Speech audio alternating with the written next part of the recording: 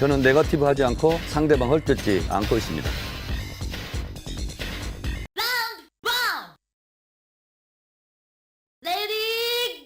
당정청 협의를 통해 가지고 이것을 패배로 규정한 패배의식이 되니까 승리하는 걸로 정리하자 그래서 그렇게 했다라고 말씀했는데 그게 언제 어디서 누구랑 만나서 이재명 대통령과 직접 만나서 그렇게 합의를 한 겁니까? 한번 답변 부탁드립니다. 조율을 통해서 패배로 규정할 수는 없다. 그래서 승리로 규정하자라고 해서 6월 4일 날 제가 발표했다는 말씀을 다시 한번 말씀드립니다. 조금 전에 당정청이 선거 이후에 이것을 승리라고 조율하자라고 하셨다고 했는데 제가 알기로 정이 관여한 바는 없습니다. 당정청 승리 이 조율을 해서 승리로 규정한 적이 없지 않습니까? 아니 당정청이 조율을 해서 승리라고 규정했는데 대통령이 며칠 있다 기자간담회 나오셔서 표정 관리가 안 됐다. 승리라고 규정하기는 어렵다. 아무리 대통령이 이 자리에 안 계신다고도 그래도 아니 좀 죄송합니다. 비속어를 쓴다고 둘러먹을 걸 둘러먹어야지 어떻게 그렇게 얘기하십니까? 배신이 이런 얘기를 말만 하면 다 그냥 여기 대통령 안 계시다고 아무 말이나 하면 되는 줄 압니까? 아니 대통령께서 선거 승리가 아니라고 규정했는데 거기다 대놓고 당정청이 승리라고 규정했다고요? 누구랑 하셨어요? 말이 됩니까? 화내지 마시고요. 질문. 아니 화가 아니라 말이 되는 말씀을 하세요. 네, 질문해 주세요. 그거 답해 보세요. 네.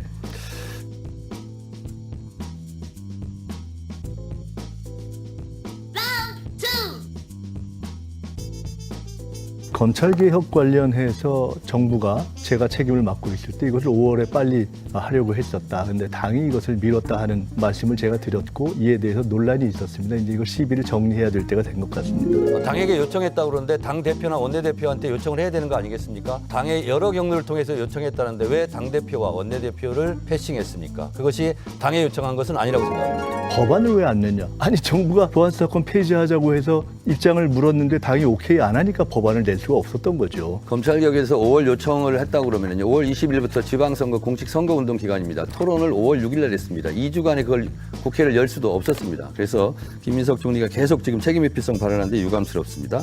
5월 6일 토론회조차도 저희가 여러 번 요구해다가 당에서 안 받아도 된 건 아닙니까?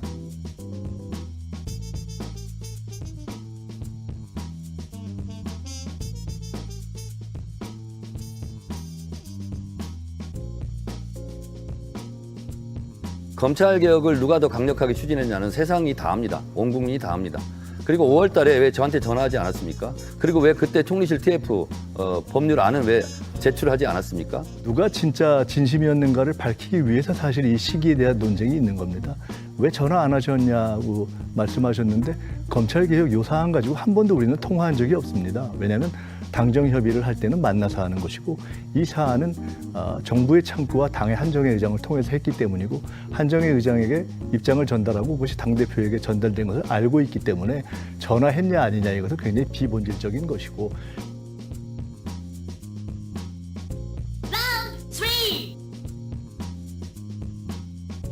김민석 후보가 제기한 신천지 의혹 제기는 매우 위험한 당을 공격한 해당 행위라고 저는 생각을 합니다. 당원들도 많이 그렇게 생각합니다. 그리고 그런 의혹을 제기하려면 당대표 후보로 나온 책임 있는 사람이라면 육하 원칙에 의해서 근거를 제기하고 이것을 조사해보자라고 말하는 것이 책임 있는 자세일 것입니다. 그런데 지금까지 근거를 못 댑니다. 그럼 제보도 없이 지금까지 했다는 겁니까?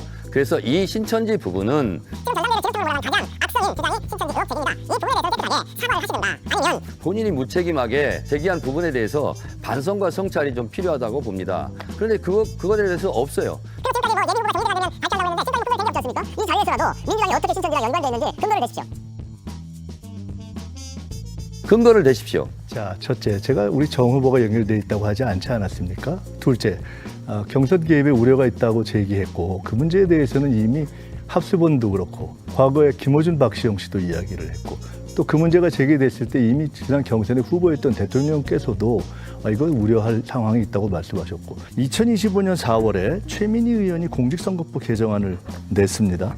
그 내용을 보면 특정 종교 집단이나 결사 조직의 경선 관여를 우려하는 것입니다. 역선택 방지 조항을 넣습니다. 공동 발의자에는 정동영, 이원택 의원 등이 들어 있습니다. 2022년에 이낙연 3차 몰표 경선 이후에는 김어준, 박시영 씨 등이 신천지 개입 의혹을 제기했고 이재명 후보가 공감을 표시했습니다. 그런데 이렇게 종교단체 경선 개입을 경고하는 것이 민주당을 위헌으로 만드는 해당 행위입니까? 다른 분들은 법도 내고 또 말씀도 하고 우리 정 후보랑 가까운 분들도 말씀하시고 대통령 후보께서도 말씀하셨는데 제가 이 문제를 제기했다는 것 때문에 제가 당에서 쫓겨나야 될, 징계받아야 할 일입니까? 이게 그렇게 당을 무섭게 운영하시려고 하십니까? 신천지에 대해서 문제 제기를 하는 것이 이미 앞서서 다 하셨는데 이게 그렇게 죽을 죄입니까? 그렇게 신천지의 경선 개입이 보호받아야 할 일입니까?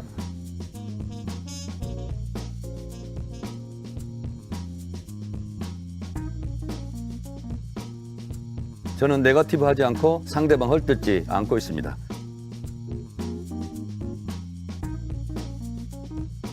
집권 여당의 대표는 배신이 아니라 의리라고 생각합니다. 의리는 지켜본 사람이 지키는 거고요. 배신도 해본 사람이 또 한 번 배신하게 돼 있습니다. 김민석 후보는 2002년도 노무현 대통령을 배신하고 정몽준으로 날아간 경험이 있습니다. 한 번 배신하면 또 배신할 수 있죠. 김민석이 정몽준한테 간 게 배신 아니었습니까? 아직 지금 배신 아니었어요. 2002년도 정몽준과 노무현 대통령과의 단일화 과정 속에서의 김민석 의원의 행위는 지금도 아픔으로 남아 있습니다.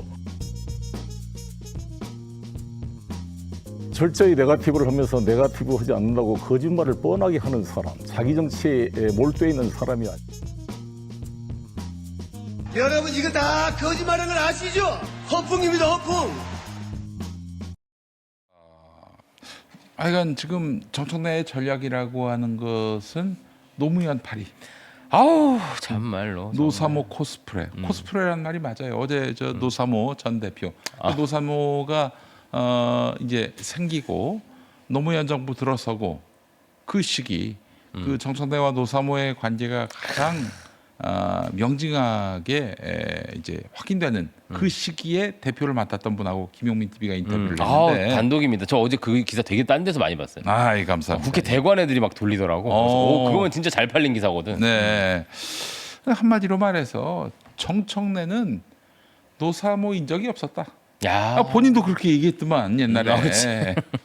그래놓고는 오늘 아침에 또 노사모 정신 운운하는 페이스북글을 올렸어요. 이게 진짜 완전히 이 멘탈이 나갔구나라는 생각이 들었어요. 옛날에 노사모였던 적이 없다라고 발언한 게 있다면 아마 그때는 노무현 대통령과 선 긋고 싶어서였을 겁니다. 그렇지. 노무현 대통령 임기 말에 없었을 때. 임기 말에. 근데 당시에 노무현 대통령 탈당하라고 그러고 막 그랬었잖아요. 네. 그러니까 저는 참 원조 노빠로서 이해 의아할 때가 많았습니다. 저도 옛날에 뭐 아시겠지만 서프라이즈 이런 거 다 봤잖아요, 우리. 아, 그래 또 그쪽 또 보셨어? 아, 봤어요 그때 제 20대 초반에. 서프라이즈, 동프라이즈, 남프라이즈, 그쵸. 심지어 중프라이즈까지 나왔었어. 많은 논객 프라이즈 자칭 논객들이 활동하던 그런 시대였는데 네. 제가 기억하기로 분명히 정청래 후보는 이제 친노 쪽이 아니었어요. 근데 갑자기 막 노사모 저렇게 친노 이렇게 얘기를 하시는 게 의아했고 사실 노무현 대통령은 생각하면 모두가 성찰할 대목이죠. 네. 누군가가 완장을 차고 타인을 비난할 수 있는 자격 인사 별로 없어요. 아니 제가 뭐 제 이력을 뭐 아는 분들은 알겠지만 2002년 대선 당시에 노무현 라디오라고 있었어요. 웹 라디오였는데 거기서 이제 파생된 라디오 21에 그 창사와 함께 들어갔던 사람이고 아, 그래요? 그 뒤에 이제 라디오 21이 경영난을 겪으면서 서프라이즈하고 통합이 됐습니다. 아, 그 한 사무실 썼어요. 진짜요? 그럼 그 서프라이즈 라디오 21 한 회사 어허. 예, 또 같이 있었고. 그렇게 하고 나서 MB 찍은 거예요? 그리고 나서 라디오 21이 또 분리가 됐어요. 그때 사장이 명계남. 이쪽은 완전히 친노 쪽이었지. 그치. 네. 너무 유명한 곳이죠. 그래서 제가 기억하기로는 2005년 말 2006년 초까지 그 친노 매체에 있었어요. 오. 난 이명박 지지한 적이 없는데. 근데 뭐 약간 성찰하고 그런 적 있지 않았어요? 아니 내가 이제 MB가 나왔을 때 투표를 안 했어요. 아. 그리고 내가 찍어야 한다면 정동영을 찍어야 되는데 아유 찍을 마음이 없었고. 아하. 그리고 노 대통령을 대놓고 비난하진 않고 친노를 비난했었지.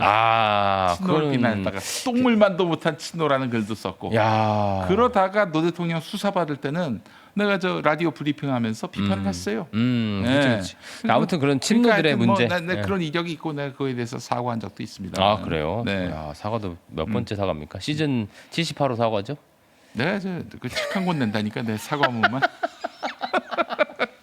예. 자, 그래서 어쨌든 모두가 노무현 대통령을 생각하면 성찰해야 되고 누군가를 비판할 자격은 별로 없습니다. 저는 좀 모질게 말씀드리면 그 유족분들마저도 각자가 짊어져야 될 몫이 있는 거라고 생각합니다. 노무현 재단 이력이면 무조건 공천을 받았던 때가 있었습니다. 그렇지. 2012년 노무현 대통령이 2009년에 서거하셨죠. 네. 그 이후로 첫 치러진 총선에서 민주당 당내 경선 공천이 있으면 네. 이제 전화로 물어봅니다. 누구 중에서 누구를 더 선호하시냐. 그렇지. 그때 이력을 한두 개 꼭 이제 불러줘요. 그때 다 집어넣었던 게 노무현 재단 집행위원, 무슨 위원, 기획위원 이런 거였어요. 우리 지역구 노원갑에도 노무현 재단 기획위원 이 타이틀로 그 외벽에 그렇게 걸어놓은 분도 있었어. 그러니까 근데 그분이 나중에는 국민의당에 갔었지. 아, 그 이력이 있으면 거의 필승 카드였어요. 왜 그러냐? 그게 국민들이 뭐 바보로 해서가 아니라 그냥 노무현 대통령에 대한 복권을 해주고 싶은 마음이 있었던 거죠. 그렇지. 근데 그렇게 스스로 사실 참여정부 말기 그리고 끝나고 나서 정권 교체되고 스스로 양의정 그 당시 뭐였는지 모르겠지만 전 지사가 스스로 패족이라고 불렀어요. 그렇지. 그때는 이제 충남지사가 되기 전이었고. 그러니까 그때 제가 안타까운 거는 노무현 정부의 공과에 대해서 성찰하고 어떤 걸 계승할 건가에 대한 좀 평가, 국민적 평가가 있었어야 돼요. 네. 근데 그거를 노무현 대통령이 돌아가시면서 그냥 그 친노 분들이 다 복권이 돼버린 거야. 그럼 정확하게 노무현에게 우리가 얻어야 될 것과 이거는 극복해야 될 것, 이걸 정리를 했어야 되는데 그걸 못한 측면이 있는 거죠. 그러니까 노무현 대통령이 죽음으로 모두를 살려줬는데 그렇지. 자기 목숨으로. 그러니까 그 복권된 사람들이 노무현의 의지를 따르고 있나? 저는 여기에 대한 의문들이 있는 거죠. 그리고 그동안 너무 일방적으로 소비됐다고 생각합니다. 네. 진보적인 면만 혹은 대통령 되기 전 혹은 집권 초기에 이 강성파들이 소비하고 싶은 모습으로만 소비해요. 제가 늘 가장 큰 불만 아닙니까? 그리고 제일 안 좋은 거는 죄책감을 정치 동력으로 썼다는 겁니다. 이게 지금 가장 미안한 사람들이 죄송한 얘기지만 네. 노무현 대통령 당시에 가장 욕했던 분들일 가능성이 높습니다. 다시 한번. 가장 욕을 했기 때문에 네. 지금 가장 강하게 지지하는 분들일 수 있습니다. 맞아. 이 과거를 덮기 위해서. 그러니까 덮는다는 말은 조금 이제 그 모질 수 있으니까 그때 과거의 어떤 자기의 그런 미안함을 행적을 씻고 싶어서 그렇지. 그걸 물 타려고. 그러니까 물 타기는 또 나쁜 말이고 근데 어쨌든 그 말을 너 야지를 합니까? 아니 왜냐면 왜 이렇게 얘기하냐면 그분들이 지금 이 주력 지지자일 수 있고 설득해야 될 대상이기 때문이에요. 저는 그분들을 악마화하거나 네. 철없는 인간이라고 말하고 싶지 않은 겁니다. 네. 그분들의 그 마음은 좋은 마음입니다. 어쨌든 자신들의 그 미안한 마음을 어떻게든 해소하고 싶은 그런데 그 해소하는 방식이 김어준, 정청래, 유시민 작가 방식이면 안 된다는 얘기를 하고 싶은 겁니다. 미안한 마음은 그 노무현이라는 인물을 더 정확히 기억하고 더 정확히 추모할 때 예. 빛을 발하는 거지. 예. 그 원한 혹은 과거의 자신의 미안함을 해소하기 위해 누군가를 찌르는 방식으로는 절대 노무현 정신은 실현될 수 없다. 그 말씀입니다. 그래요. 그게 콤플렉스다. 그쵸. 노무현을 씹었던 사람들이 이제 와서 노무현 타령하는 것은 자신의 컴플렉스 해소하고 싶은 네, 마음이 해소하고 있을 수 싶은 있는 거죠. 마음이다. 그래서 참 예. 이거를 악용했다고 생각해요. 김어준 씨나 이런 분들이 자꾸 이제 검찰 개혁 사실 자꾸 노무현 대통령 소환하잖아요. 노무현 그 곽상원 의원이 말씀하시잖아요. 그 노무현 대통령은 뭐 검수완, 막 보안 사건 완전 폐지 이런 거 주장한 적이 없어요. 그리고 누군가를 악마화해서 정치한 적도 없어요. 그렇기 때문에 저는 이 노무현을 어떻게 소비할 것인가가 되게 중요하다고 생각하고요. 제가 기억하는 노무현 대통령은 또 완전 이제 원조 노빠로서 뭐 노빠인 게 뭐 자격증은 아니지만 염치, 부끄러움을 아는 사람이었다고 생각합니다. 맞아요. 예. 그러니까 예전에 그 돌아가시기 전에 예. 그 사이트에 올리신 글 중에 예. 이제 저를 버리셔야 합니다. 라는 글을 올리셨던 적 있잖아요. 기억하죠. 네. 검찰의 조사가 시작되자 네. 그리고 이제 가족의 어떤 이제 금품 수수 현황이 발견되자 저는 그 문장이 참 우리 정치에 요즘 없어진 문장 같아요.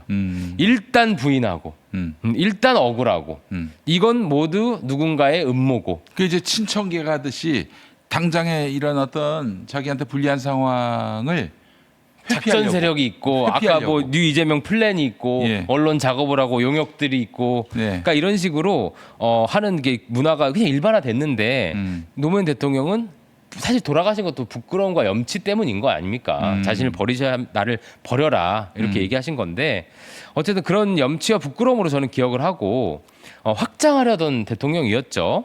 이라크 파병, 한미 FTA, 뭐 제주 해군기지 제가 늘 말씀드리는 거 있습니다. 대연정까지. 그리고 또 하나 제일 아쉬운 거는 유머 있는 대통령이었어요. 격이 없고 권위적이지 않고. 근데 이제 그런 면모들을 계승하기보다는 일방적으로만 좀 소비하는 것 같다. 이런 아쉬움이 있고 제가 또 그 주간조선에 여러분들이 별로 안 좋아하실 주간조선에 칼럼을 썼었잖아요. 노무현에게 뉴 이재명이 있었더라면이라는 칼럼을 썼었는데 뭐 제 나름대로의 노무현 대통령에 대한 헌사 같은 거였죠. 네. 마지막 단락을 명문으로서 읽어드리면 본인이 쓴 글이 이제 명문이다 이렇게 보고 있는 거예요. 그렇죠. 네, 이게 드립이죠. 알겠습니다. 예. 자, 노무현이라는 사나이가 더 다채롭게 해석되었으면 한다. 지지층의 관성에 맞서 우클릭도 서슴지 않았던 용기, 무엇보다 염치의 가치를 알았던 검찰 표적수사를 받으면서도 측근의 뇌물수수 혐의가 드러나자 저를 버리셔야 합니다라고 말했던 어른 노무현의 면모 또한 함께 기억되기를 바란다. 덧붙여 이것도 중요한데요. 누구보다 권위주의를 싫어했기에 대통령 씹는 것이 국민 스포츠가 되는 것에도 개의치 않았던 대통령이라는 점도 꼭 기억했으면 좋겠다. 마지막 문장입니다. 그렇게 할 때야 비로소 젊은 세대 일부가 밈처럼 소비한다는 조롱 콘텐츠들의 인기도 한결 시들해질 것이기 때문이고 단언컨대 내가 사랑한 정치인 노무현은 그 모든 영상을 보며 껄껄 웃으셨을 것이라고 확신한다. 라는 얘기인데요. 그러니까 우리가 자꾸 성역화하는 거를 노무현 대통령이 원하셨을까? 저는 펄털 웃으셨을 것 같아요. 그러니까 지금 이렇게 노무현 대통령을 성역화하는 사람들 때문에 노 대통령이 더 집착적으로 공격을 당하고 있는 거예요. 동의합니다. 완전 동의합니다. 그러니까 그 성역화를 조롱하고 싶은 인간들이 있는 거예요. 저는 당연히 그 조롱 콘텐츠가 참담하죠. 그런데 그거를 아무렇지 않은 취급하면요, 걔는 재미를 잃어요. 하도 그걸 갖고 길길이 그러니 더 하는 겁니다. 그런 식으로 노무현이라는 인간을 좀 드라이하고 다면적으로 해석했으면 좋겠다. 저는 이거와 더불어서 박정희에 대한 평가도 비슷하게 했으면 좋겠어요.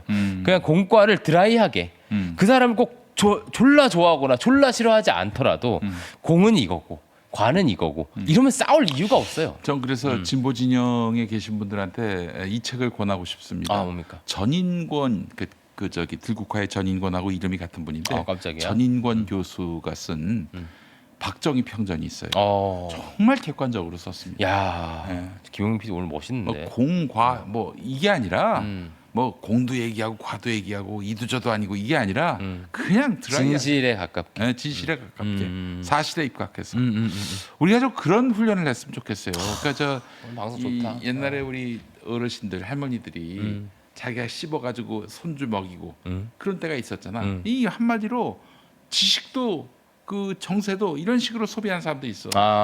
자기가 직접 날 것 그대로 먹으면서 소화를 시켜야 되는데 남이 다 해석해 준 거, 남이 다 규정해 준 거, 이걸 그냥 소화시키려고 하면은 먹다 보면 털도 씹히고 그러시겠네요, 그분들은. 글쎄 말이야. 예. 참, 촉새 털도 나오고. 자, 그래서 우리가 이제 중간 해석 권력을 누구한테 넘기지 말고 있는 그대로 단단한 그대로. 개인이 돼야 된다. 그렇습니다. 예.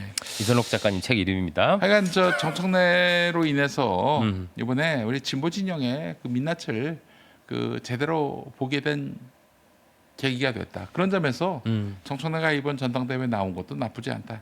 그럼요. 유 이재명으로 가는 길에 우리가 무엇을 청산해야 하는지, 그래서 무엇을 성찰해야 하는지 그 큰 과제들을 이제 보게 됐어요. 정확한 말씀이에요. 이게 그 우리가 똥인지 된장인지 그냥 봐서는 모릅니다. 이게 찍어 먹어봐야 되거든요. 이번 전당대회 그 찍먹 전당대회. 찍먹 전당대회. 누가 문제고 누가 문제가 아닌지를 정확히 드러내줬고요. 사실 그런데 이제 정청래 후보로 알아보는 이 진보진의 극복 과제들이 있는 거예요. 예. 그래서 제가 이제 오늘 또 쓴소리 차원에서 가져온 건데, 좋습니다. 예. 뭐 이른바 적통 논쟁을 계속 하시잖아요. 배신자, 의리. 얼마나 이게 좀 유치합니까 이게. 근데 이게 24년 전 일을 가져와 가지고. 그러니까 심지어 24년 전 일이고. 24년 전에 청천에 뭐 했어? 돈이나 그러니까. 벌었지. 그렇지. 강사 영어학원 하셨나요? 그것도 저기 전공지원이랑? 본인 말로는 저기 노무현 대통령 선거운동 뭐 잘 안 했던 거 아니에요? 사업이 바빠서. 아, 그래, 우린 다 그랬어. 그때 뭐 했어 대체? 그러니까 그때 이렇게 얘기하면 뭐라고 답할까? 그러니까 무의미한 논쟁인 거잖아요. 네. 그러니까 그렇게 자꾸 상징 자본에 좀 집착합니다. 제가 어제 그 정동영 장관이 조선으로 호칭을 바꾸자 한 걸 좀 유잼스 비판을 했는데 사실 저는 구색보다는 실질이 늘 중요하다고 생각해요. 그래서 이런 노무현 그 대통령 소환하는 것도 그렇고요. 상당히 전근대적인 이를테면 뭐 북한의 백두혈통 같은 느낌 이런 식의 상징 자본 집착을 좀 많이 하시는 것 같고 네. 또 단순화된 선악구도 이 맥락을 다 소거합니다. 오늘 최근에 그 정청래 후보의 멘트 중에 이런 게 있더라고. 나쁜 사람이다 김문서. 이거 박근혜 대통령식 발언 화법입니다. 그 사람 나쁜 사람이라면서요? 그러니까 좋은 사람 나쁜 사람 어떻게 그 이분법으로 우리가 인간을 구분합니까? 특히 정치인을 네. 우리가 뭐 지금 뭐 연애하는 게 아니잖아요. 좋은 사람 나쁜 사람. 그러니까 그런 식의 규정, 단순화된 선악구도. 그러니까 여러 맥락이 다 소거돼요. 그러니까 어떤 정책이든 정말 여러 가지 면이 있잖아요. 얼마나 저 대중이 우스워 보였으면은 이 사람 나쁜 사람입니다. 아니 그런 식- 뭐 어떻게 뭐 나쁜지는 저기 수용자가 판단하게 하고 나쁘다고 생각하게끔 그 사례를 들어서 설명해야 되는데 나쁜 사람이 그러니까 그 할머니가 음식을 씹어가지고 손주에게 먹이듯이 그치. 이 나쁜 사람이니까 달리 해석하지 마. 그치. 내 말대로 그렇게 김민석을 나쁜 사람 규정해. 이거 아니에요 한마디로. 또 다른 비유를 해볼까요? 네. 그냥 단백질 파우더만 주는 거예요. 프로틴이야. 너는 맛을 느끼지 마. 이거는 뭐 나쁜 거니까 먹지 마. 뭐 이런 식으로 하는 건데. 맞아요. 이런 식의 단순화된 맥락 소거 이런 방식을 해왔고 또 선의를 좀 악용하는 방식인 거죠. 아까 말한 노무현 대통령도 그렇고요. 1인 1표제도 그냥 들으면 당원 주권을 강화하는 것으로 좀 보이지만 사실 무수한 부작용들이 있기 때문에 그거는 이렇게 하자라고 반대도 했던 거 아닙니까? 근데 그런 것도 그냥 다 소거해 버립니다. 네. 그리고 또 약자에 대한 마음, 이제 소위 PC주의 같은 것도 그런 식으로 발현시키는 거예요. 우리가 사회적 약자, 뭐 사회적 약자라는 말도 정확한 규정이 필요한데 취약계층에 대한 좋은 마음을 갖는 건 좋은 마음이잖아요. 네. 근데 그거를 아주 다른 방식으로 자신들이 이용해 먹고 이런 방식이 늘 문제가 되는 건데요.